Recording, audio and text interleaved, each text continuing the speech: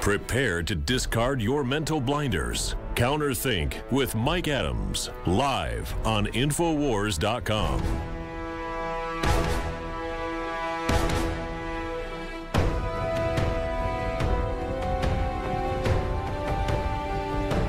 Welcome to CounterThink. This is Mike Adams. You're watching or listening to CounterThink from Infowars.com, which airs every Sunday at 6 p.m. Today, we have a special episode for you. In-house, in my studio in Austin, Texas, is none other than Stewart Rhodes, the founder of Oath Keepers, found at oathkeepers.org. And we're going to talk about America. We're going to talk about history and our future as well. Stewart, thanks for joining me in studio today. It's a pleasure to have you. Likewise, appreciate it. You're a serious guy. People who know you know that you're serious about your beliefs and your plans or your ideas for a free nation. How would you describe yourself to someone who doesn't, perhaps, maybe they don't know your work? I mean, a lot of our audience may not be familiar with you. How would you describe your mission and what you do? Well, my mission is to fulfill my oath I took when I was a young paratrooper in the Army. I swore to defend the Constitution against all enemies, foreign and domestic, and that's why I started Oath Keepers, is to bring together other men who feel the same way with similar backgrounds, military, police, and then first responders. And our real mission is two parts: to reach out to those who are still current serving and encourage them to refuse unlawful orders to defend the Constitution, and also to reach out to those who are prior service and bring them aware of their obligations. They still have an obligation to serve this country. So do you feel like then a lot of people who are serving in law enforcement in particular are violating their oath? Well, some do and some don't. And we saw during Katrina a pretty catastrophic failure, an example of many police from all over the country who obeyed blatantly unconstitutional orders to disarm the American people. And that was quite the wake-up call. So when someone says, oh, you know, of course police will do the right thing, that's not always true. So we want to make sure that they do. So we want to make sure they understand what the lines are and then encourage them to adhere to them. So your organization, though, goes beyond just advocacy for the Second Amendment or the Constitution or the Bill of Rights. You actually train individuals to help respond to crisis, correct? That's correct. We've had our CPT program running now for 4 years, and we have a new program, the Spartan program, which is designed to put people together in training groups. We want to see more organization. We want to see it done in every state and then down to every county level. And you've also launched a new program called Spartan Training, I believe. Right. Exactly. Is that what you were just describing, or is that yes, a different that's program? correct. Yeah, the Spartan training groups. So what we want to do, our CPT program stood for Community Preparedness Teams, putting together teams that go out and train the community. But with this, we want to have more of an organized group that we bring together for training. And they can be other, whether they're in a 3%er group or a Tea Party group or whatever they're in, they don't have to be Oath Keeper members to train with us. We'll train them regardless of who they are. I see. Okay. I mean, within the limitations of they must be pro-Constitution. We don't want racists. We don't want communists. We don't want people that are domestic enemies of the Constitution. So no white supremacists, no communists, right? No Heil Hitler people, right? Well, because they're open enemies of the Constitution, right? I mean, I don't like racists anyway, but you know, they're the actual Nazis that the left is trying to say all of us are. Well, there's some real ones. We don't want them. We also don't want the communists or the Antifa knuckleheads. Now, what you're doing freaks out people on the left who have almost a cult-like belief in government and fear of the people. I mean, leftists hate citizens. They hate individuals. They love government. But here you are giving power back essentially to communities. Power to the people.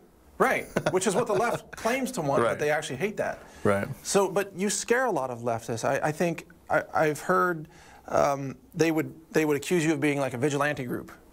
Right. Is that, I mean, how would you respond to that? Well, like for example, in Ferguson, when we guarded residents and also their businesses against arsonists, but arson is deadly force.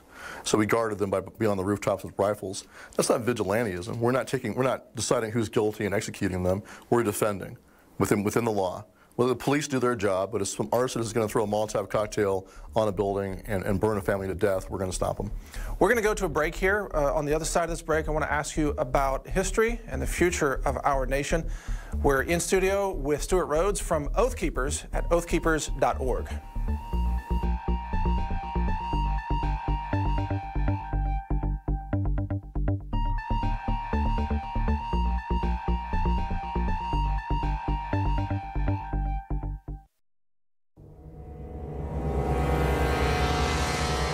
Warning, Take the red pill before viewing.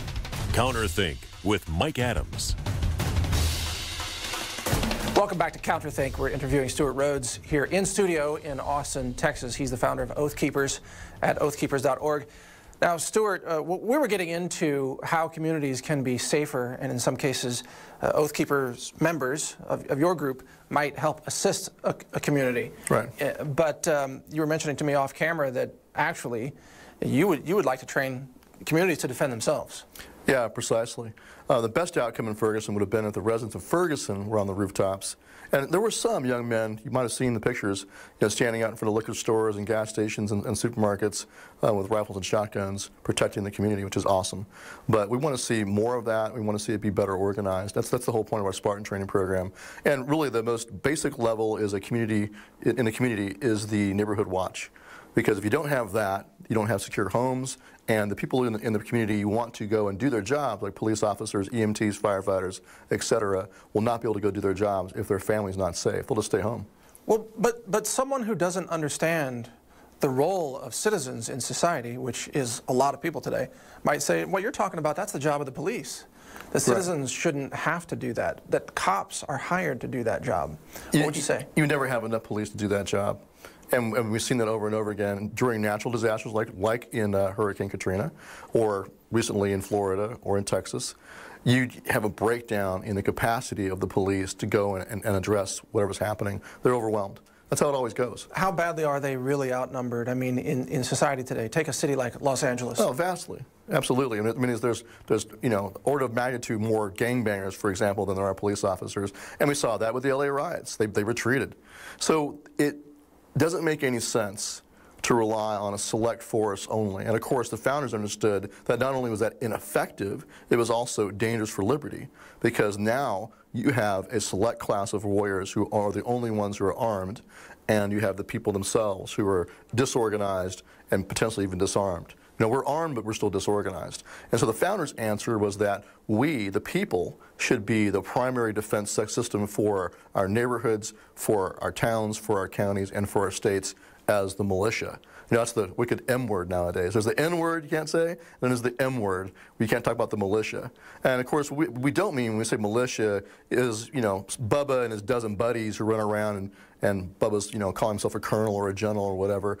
That's not what we're talking about. We're talking about the people themselves who do train together, who elect their own officers, who are under the authority of their county government and the authority of the governor of the state. This is the people's self-security. Yeah, like you see in Switzerland or in Israel, for example, where almost everybody has gone through the military and they have their firearms with them, and they're organic. The people themselves are not separate from the military. It's all integrated, organic.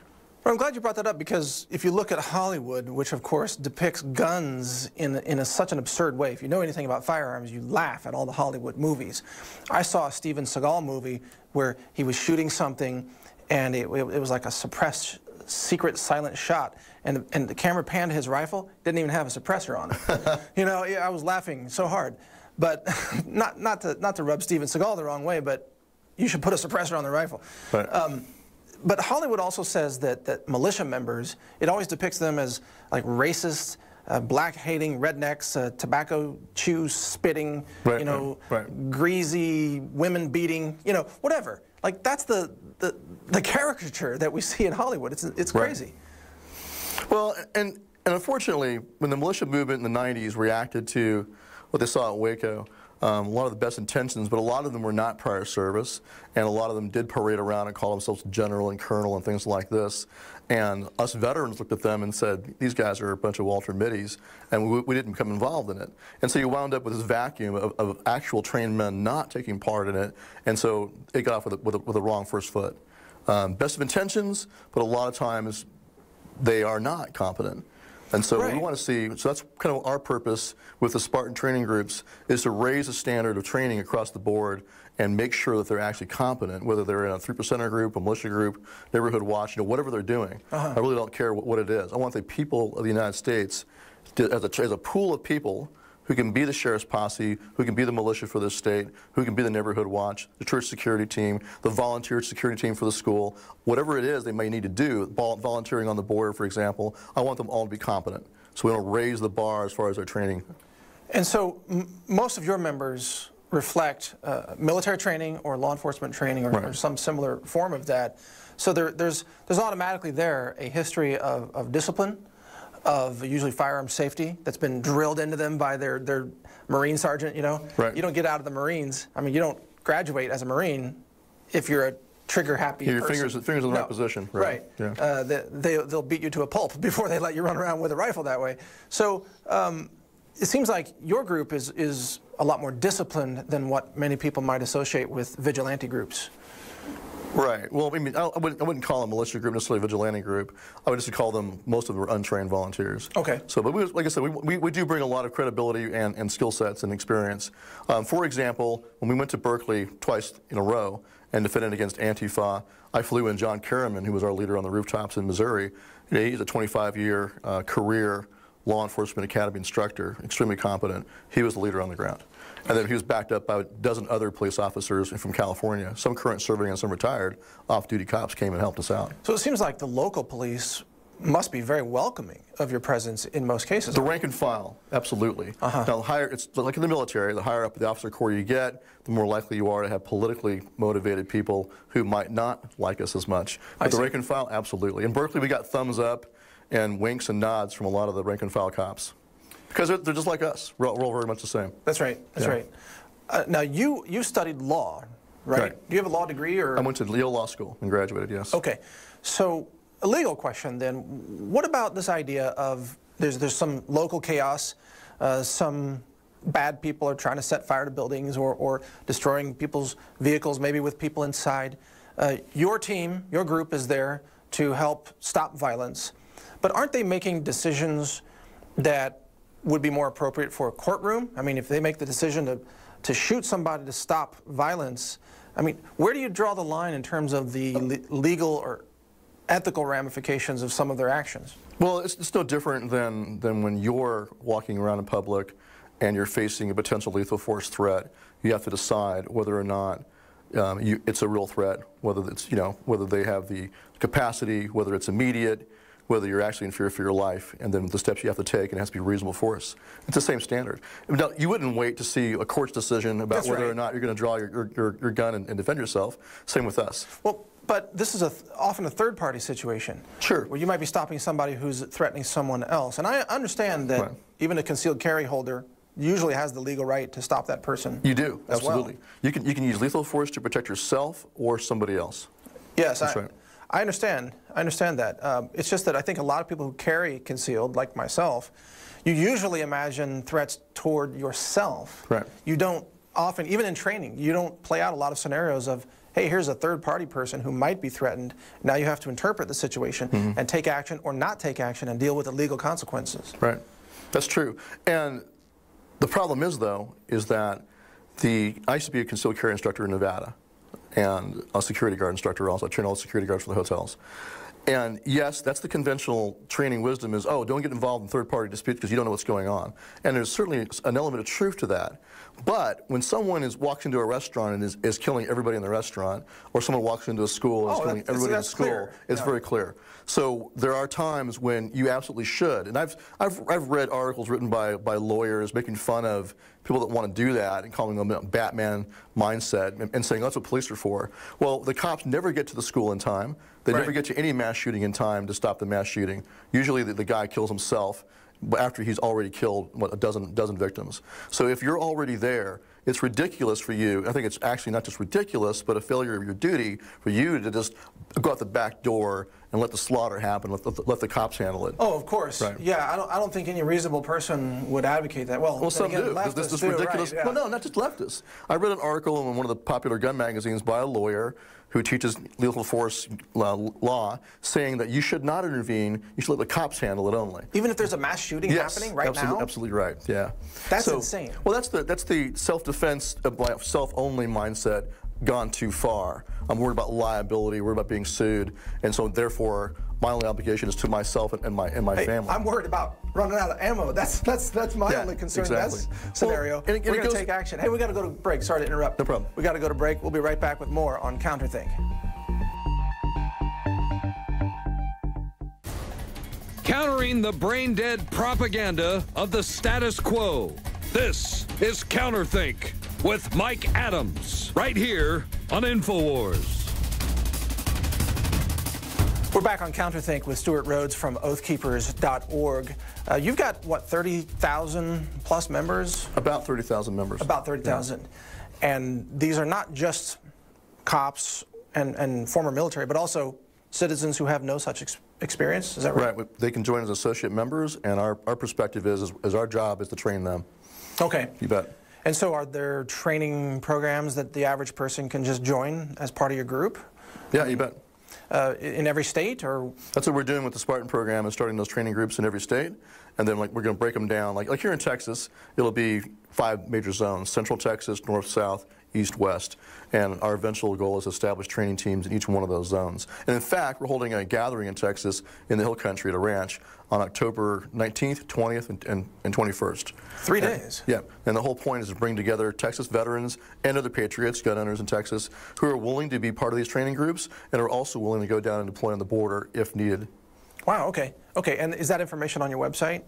It should be, yes it is, actually. It's up there now. Okay, oathkeepers.org. You bet. Okay. Yeah, we're calling it the Gathering for the Texas. The Gathering, okay. For Texas Patriots. All right, that sounds fun. And the goal is to have, once again, a trained pool of men who are willing to serve, and we're looking for, hopefully, private financing to go down and do a border operation to secure the ranches on the border against the cartels, against the illegals coming across. And we're hoping that will help Governor Abbott step up and do more on the border to lock it up in Texas. Yeah, isn't it extraordinary that we live in a country now where the political left literally does not want to protect our border? Amazing, yeah. It's treasonous. You've got Antifa recently in D.C. saying no border, no wall, no USA at all, which is very telling and also quite true. If they're successful in making no border and also making sure there's no wall, it's physical or technological, eventually that will lead to no America at all. That's right. If you don't have borders, you don't have a country. And that's the trajectory we're on unless we stop it. Well, why is it that these people who are in support of open borders, how come they can't recognize that they will turn America into what Mexico is or what Venezuela has become? It's a natural transformation if you go down that road. They want to disarm the people, open the borders, let the illegals vote. I mean, where do you think this ends up? It's like suicide of the American people. Why would they vote for their own suicide? Well, not voting for their own suicide, they're voting for the destruction of the country they hate. These are people who burn the American flag, who hate the U.S. Constitution, who want to destroy it. They believe the West is inherently racist, they believe the West is inherently imperialist and evil, and they want to destroy it. They're communist. It's the same agenda as the communists had back in the 50s, 60s, and 70s. But I mean, I agree with what you just said, but can't they look around and look at the attempts at communism and see the incredible human suffering, the complete lack of civil rights, the totalitarian dictatorships that form out of that? Can't they see that that doesn't work? A lot of them can't. They're so brainwashed by their communist professors. They believe. I actually had, when I was at Yale Law School, there was a girl that was in the school as well from New York who had been a union activist, and I said, "Hey, look at Stalin, look at Mao, look at the failures of communism," and she said that was the fault of the United States. That we had intervened in Russian history, and it was all our fault. Stalin was our fault.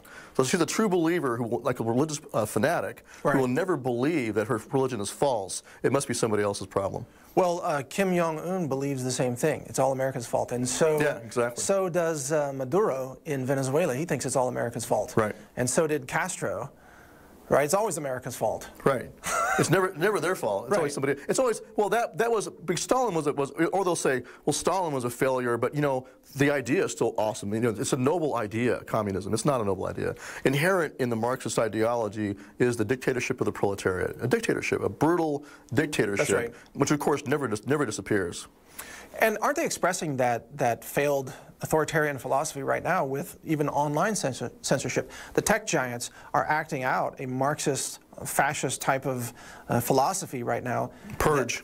A purge, right, of conservative content. Yep. That if that is echoed throughout the culture, that would be a kinetic takeover attempt. The communists taking up arms and trying to march on Washington.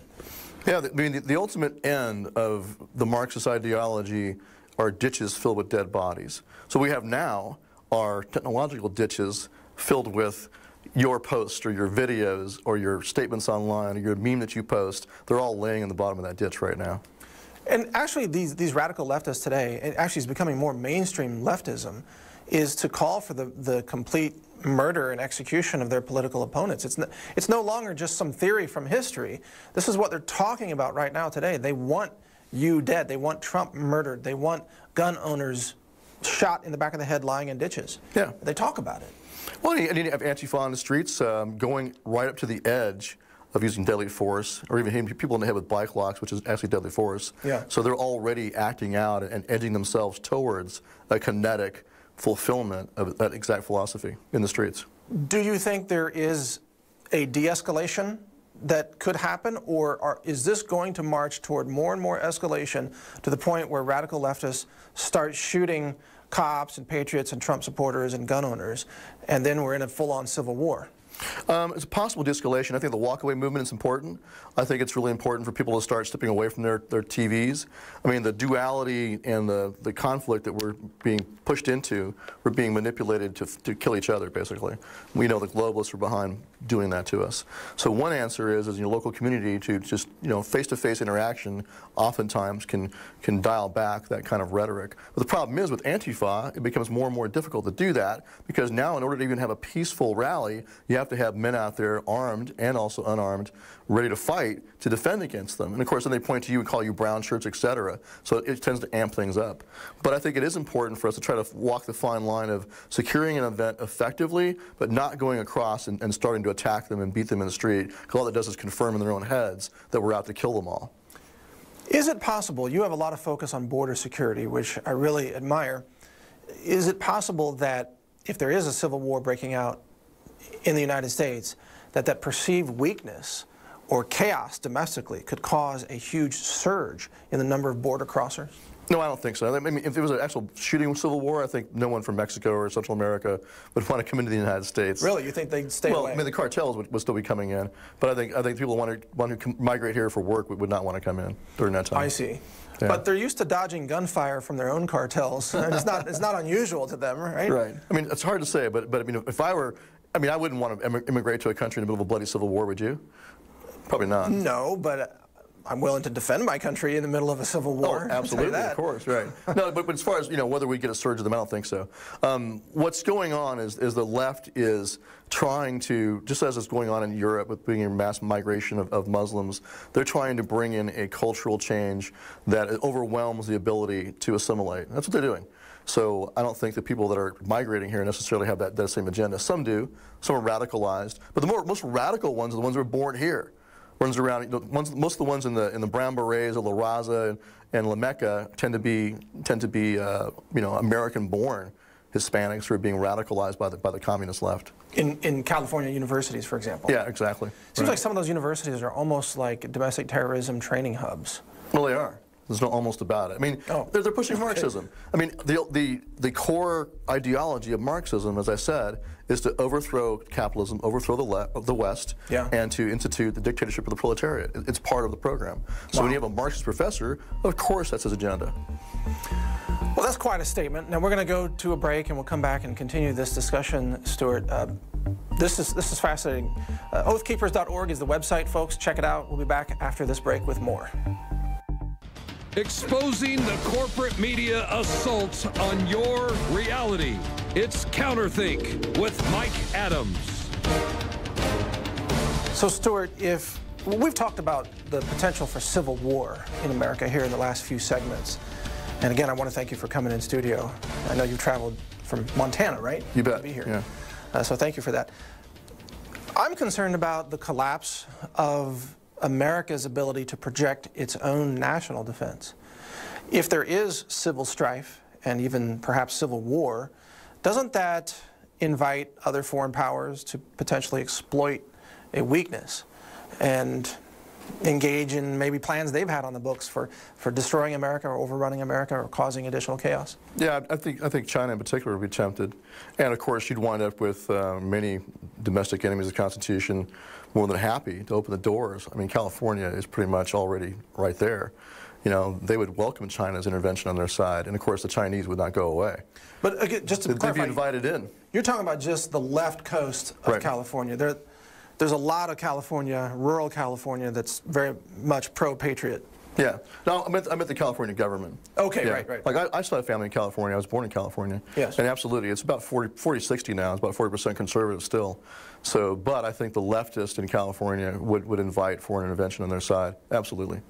So you think that Governor Brown would, what, refuse to defend California, invite the Chinese to come in and have a beachhead or something? Yeah, I think so. I think he would, frankly. I mean, if a civil war broke out and there was fighting between conservatives and leftists in California, yeah, and then it spread nationwide, yes, I think so.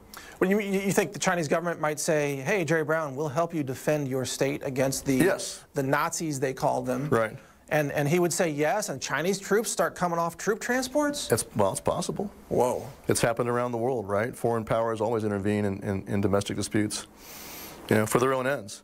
And of course, they're invited in to help, you know, quote unquote help. Right. And then they never go away. Well, what about United Nations peacekeepers? There you go. Yeah. which you know, frankly, throw me in that briar patch. You know, if you were to have blue helmets show up supposedly to stop the racist Nazis from killing innocent people in the United States, that's how they would portray it, I think you'd wind up with a mass of Americans who would be out hunting for blue helmets. Absolutely. Indeed. The fence sitters would jump off the fence. Well, it seems to me it's pretty easy, though, for them to shape public opinion right now, the globalists. I mean, and they could stage false flag attacks on their own groups pretty effectively, and then they could have people like Obama, who is still running a lot of the deep state, as you probably know. Right. Obama called for United Nations intervention in America and tried to depose the president and then call for the arrest of all gun owners. I mean, that's not far-fetched anymore. Right. Well, the problem is that now the lack of goodwill and the multiple examples we have seen of, you know, I would call them false flags or political false flags and demonization, what that has done has made it very clear to us what their agenda is, and we wouldn't buy into it. So half the country might, half the country would not. It's like on gun control. You know, I think it was Daniel Greenfield that wrote a pretty good piece recently about that. He said, you know, you can ban something like child pornography if the entire country agrees, you know, with about a few outliers here and there, but the consensus is that it's an evil thing that must be banned. He said with firearms, only half the country thinks that. The other half believes that this is part of our fundamental way of life and a fundamental right, and we're not going to give them up. So it's much like prohibition of alcohol. It's a spectacular failure, and it would never be a success. But the difference is with firearms, it would lead to a civil war. But there's no way they're going to be able to, no matter how they manipulate things, false flag, whatever they want to do, they're never going to convince us that we are evil. We know we're not. Right. All right, let me throw another scenario at you. According to media reports, who knows if it's true, but there are Hezbollah sleeper cells positioned all over America, ready to be activated. And in my analysis, which may or may not be accurate, it seems like the easiest targets for those groups would be power substations or nuclear power facilities and unleash nuclear accidents and so on. What would be an Oath Keeper's response to, say, a coordinated sleeper cell activation, bombing substations, grid down scenario, followed by the obvious chaos? What would Oath Keepers do if that happened? Well, what we're doing now is hopefully we can provide the antidote to it in advance, and that is that neighborhood watch, the sheriff's posse, and the county security force. That can be the county militia. So already organized and trained in advance. That's our goal. So that when that happens, if that happens, the sheriff could instantly deputize all the people in the county who are trained, or even better, already have his own sheriff's posse. I think Sheriff Arpaio's example of a 3,000-man posse is the way to go. So if we do that in advance, if they start hitting substations or whatever, then that local posse, already organized, can go and guard the substations. Okay. If it's not organized, now you got a problem. Right, right. Well, then it just becomes group by group or neighborhood by neighborhood, and you're probably dealing with criminal gangs trying to loot in neighborhoods and so on. Yeah, here's the thing. You will wind up on your front line with a shotgun with your neighbors doing your best to protect your community when that time comes. Why not get organized in advance? So you're not doing it ad hoc without knowing each other, not coordinating, not training. Good point. So you're going to wind up doing it anyway. So why not do it in advance now? Well, what about people who live in cities who tend to be mostly liberal and they're anti-gun and they're actually against preparedness? They don't live in a prepared way. SOL. Well, to them that means solar. Right. I don't know what that means. Right. So what happens then? Well, I wouldn't want to be in the city. That's why I don't live in the city. Yeah, I don't either for Right. the same reason. But they're on the 19th floor of a luxury apartment condo. The water stops working, the power's down, and 911 doesn't work. It's like 28 days later. The zombie apocalypse? Yeah, exactly. So, I mean, it's just not tenable, obviously. You know, if there's a massive social breakdown and they go more than 1 week, they're done. Without food and water, they're done. So that's a time when you absolutely want to have an Oath Keepers organization that you're part of, right? Well, I mean, if you're in a city, this is a tough one. You should definitely be organizing neighborhood watches so that you can take care of things. But if you have a bad enough failure of services like you're talking about, an intentional grid shutdown, those cities are not livable. They're just not. Yeah. They're artificial. So everything's pumped in artificially, the water, the heat, everything. So you have to get out. You have to have a plan B to get out of the city. But then even getting out of the city is hard. I mean, this is becoming a little bit of a survival type of discussion, but the average person, I mean, you did this in the military, but the average person can't navigate by a compass and a topography map. They can't walk on foot with a rucksack. Right. They don't know how to navigate without GPS. And all the roads are going to be roadblocked by probably bad people. So they're stuck. Right. SOL, as you said. Right. They have no options. Well, I mean, you can look at, there's what was that one book by the guy from Argentina that wrote about preparedness. He talked about, you can get by quite a long time in a city. It has to be pretty bad for the failure to be catastrophic like that. You can still get by, but you're going to have a problem with water. That's going to be your biggest problem. Well, that's what I think about cities like Phoenix, Arizona, or Los Angeles. Or Las Vegas. Yeah, you have no power, you have no water. You're done. Yeah, and that's the extreme temperatures, especially in the summertime, they're done. Right. Yeah. And like here in Texas, you know, we can go find water within a few minutes, probably. There's enough ponds around and everything. Right. In Phoenix, there are no ponds. There are rivers with no water in them. Right. Right. That's half of Arizona and half of California. Yeah. Well, like I lived in Las Vegas for many years.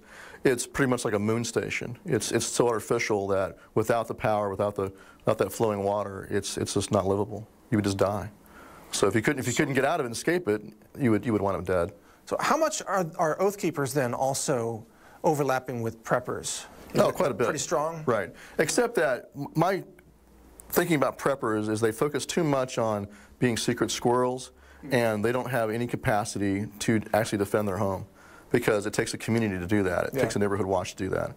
You know, mom and dad, the kids, are not going to be able to secure that house against the local MS-13 gang that goes from house to house to house. They're going to have to eventually, like I said, they will wind up uniting with their neighborhoods out of necessity with their neighbors, or they're going to die. So they have no choice. So why not do it in advance? You don't have to tell all your neighbors all your preps, but you can still at least organize a neighborhood watch, and while you're at it, you're shopping for talent, figuring out the guys that are more reliable, more trustworthy, and you can start having different tiers of level of trust and what you plan to do. I mean, it makes perfect sense what you're saying, but also people have encountered neighbors who they think that prepping is a radical extremist activity. That's why you don't tell them. You organize a neighborhood watch to call the cops, and that way you at least have that covered. And then, like I said, and then through that, you get to know your neighbors, and the ones that are more gunny, you go shooting with them, and you just slowly start talking to them about, hey, look, what happens if the power's out? What happens if it lasts more than 3 or 4 days? Okay, we've got to go to a break. We'll be right back. Okay. Prepare to discard your mental blinders. CounterThink with Mike Adams is now live on Infowars.com. In examining what you're talking about overall, I think big picture, your message, it seems to me, is about community. Yes. Yeah. It's not a message about guns and survival. Really, it's about community, because that's the only way that we have self-reliance and survivability of unexpected events. Right. It's about meeting and training and getting to trust real people who are part of your local community.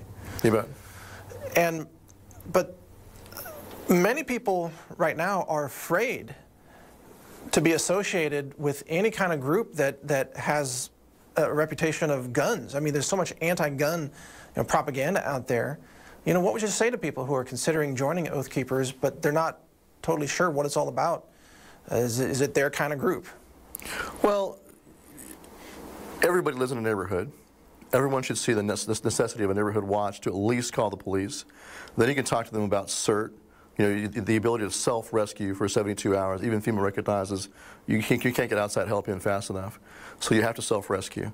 And so what I would tell them is that it's not just about guns, it's also about your medical, your water, your radios, your ability to do disaster relief, and your self-rescue. All of that stuff is necessary.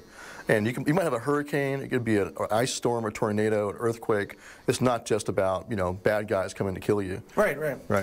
Although they do take advantage of all of those things. Yeah, exactly. So many people live under the illusion of a civil society. So many people living in America today, that's all they've ever known. They've not lived outside the country.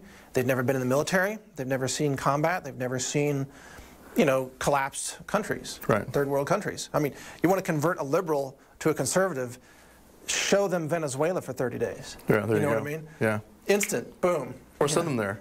Or send them there. That'd be fun. Yeah, exactly. Or send them to Cuba for a while. Right. But they think that things will stay safe and sane because that's all they've ever known. Yeah, normalcy bias. Yeah, so what would you say to those people right now? Well, what can you say? I mean, you can try to point the way, but what I tell people is that, so say for example, if all your neighbors are asleep and they won't wake up, then what you have to do is say, okay, I'm going to at least throw a block party or a big summer bash or whatever you want to throw, and get to know all my neighbors and then find out who has what skill set, so that when the time comes, I've got a plan in place how to utilize the talent pool that I have, even if they won't wake up now.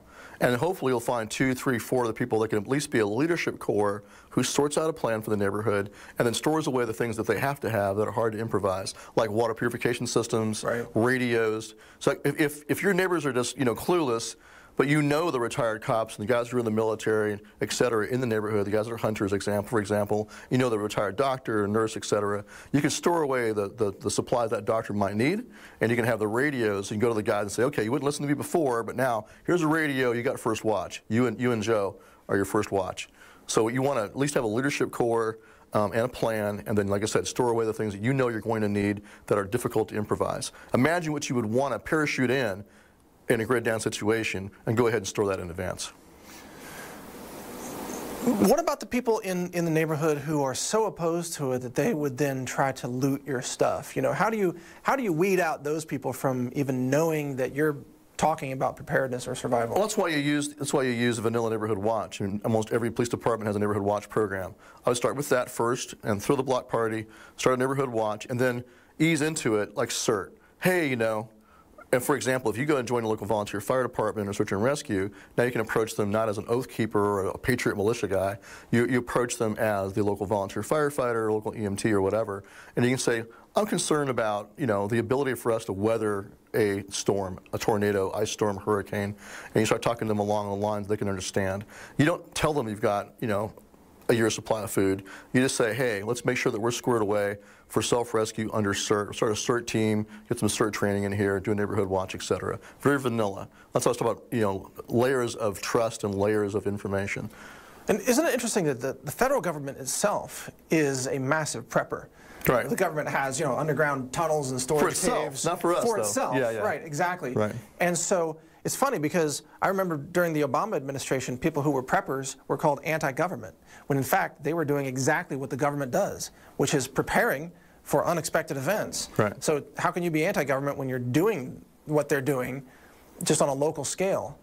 But it's like the government says, for itself, it's got like a 10-year underground city plan. Right. But for the public, it says, 72 hours is enough. Yeah, exactly. Right? Yeah. Right? Really? 3 days? Well, that's why, so the neighborhood watch is there primarily to protect your home. When it comes to community, like food distribution, I would use the church for that. You don't want to be handing out food supplies, or, even as a charity thing, out of your own home. That'd be a mistake. That's a bad idea, right. Yeah. But you can do it out of your church. So that neighborhood watch, combined with the church security team, protects the church, and that church can be the distribution point for the food, charity, and aid, which it should be already anyway. I mean, churches should be like the LDS church. They should have a storeroom full of food. That reminds me, you know the author named Joe Nobody?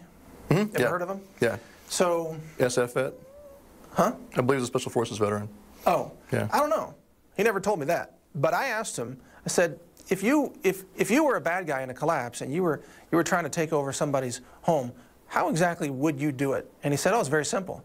I'd send a child up to your front door to ask for food. Yeah. The minute you open your door, take you out from 400 yards. Yeah, snipe you. Exactly right. Yeah.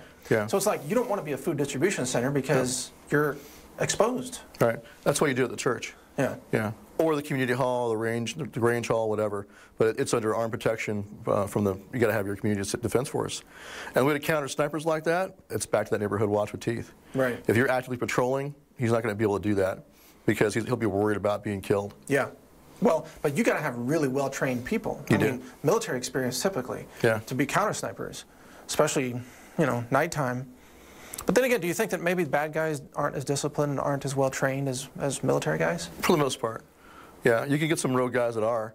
But, you know, once again, it's the same answer, though. You need to have a community defense force, you know, but preferably people that are competent and trained in tracking, and you track that guy down. You know, if he's actually out there sniping people, you hunt him down. Right. And of course, if he knows he's being hunted, he'll find someplace else to go play. Yeah, he's not going to stay right there and battle it out with counter snipers and hunters. No, that's a suicide wish. Right. Wow. I mean, this is all so serious for a lot of people. They're worried about what they're going to order at Starbucks for lunch, you know. Yeah. They're not thinking about this stuff. And most won't, unfortunately. Right. Does that mean many of them won't survive?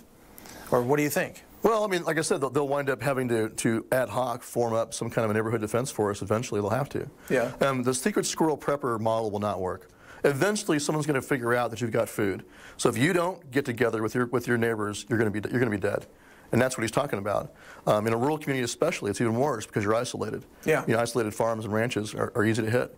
So you must have a reaction force. You must have, like in Africa, you know, air horns need to go off, a flare needs to go up, you need to be on your ham radio to your neighbors, and then a QRF's got to come in, and the bad guys will have to know they only have, you know, 5, 10, 15, 20 minutes, and then they're going to be hunted. So they can't just lay siege to you like you see in his novels and other people's novels, where they just wait, you know, and lay siege. You don't want that. You must make them worry about someone coming up on their six to take them out while they're trying to raid your house. But it seems like a decent-sized looting force, like 20 to 25 people, maybe on motorcycles or something. If they were, you know, evil intent people, they could be very effective for quite some time, going from ranch house to ranch house. Until the ranchers unite, and then they're toast. You know, because you know the ingress and egress points. You know your choke points. You can bait them in. We know the ranges. Exactly, right. You can have range flags all along your highway. We all, I mean, my neighbors, we all know the ranges to the driveway, you know, the range to the gate, the range to that tree. Right. We all know that stuff. You know, I would look at the reaction to a lot of the Rhodesian farmers, what they would do for defense of their farms. A lot of good lessons learned there. What? I'm not familiar with their defense. What? Well, for example, they would put, like, on the corners of buildings, they would put a thin wooden piece that would stick out. So in order to shoot around that, the guy has to expose himself to shooting. You shoot right through that. Oh, right. So you force him to shoot around. That's not, something that's not really cover, and you know it's not cover. He doesn't really know that. And for example, one example, and they would use fences too. You know, good fences and good lights. You light up everything around you. You blind the attackers. Yes. They can't see anything with bright lights, and then you have a flanking force. Right. Like, you know, you put your air horn on, and your neighbors come as a flanking force. Wow. So. Well, there's a lot to learn. It sounds like your organization has a tremendous amount of knowledge and life experience in some very difficult situations. Yeah, a lot of our guys have been multiple tours in Afghanistan, Iraq, all over the world, Central America, absolutely. And also big city cops that have seen it, been there and done that and seen it. Well, I thank you for taking all this time to spend with me and answer some of my crazy questions. No sweat. All right. And for those watching, I would just say check out oathkeepers.org, check out the organization, and if you want to be part of the security of your own community, consider joining Oath Keepers and meeting some really remarkable individuals who can help keep you alive if things go bad. And it looks increasingly like that may be the case. So thanks for watching. This is Mike Adams for CounterThink. The episodes are available on counterthink.com and real.video. And Oath Keepers is at oathkeepers.org.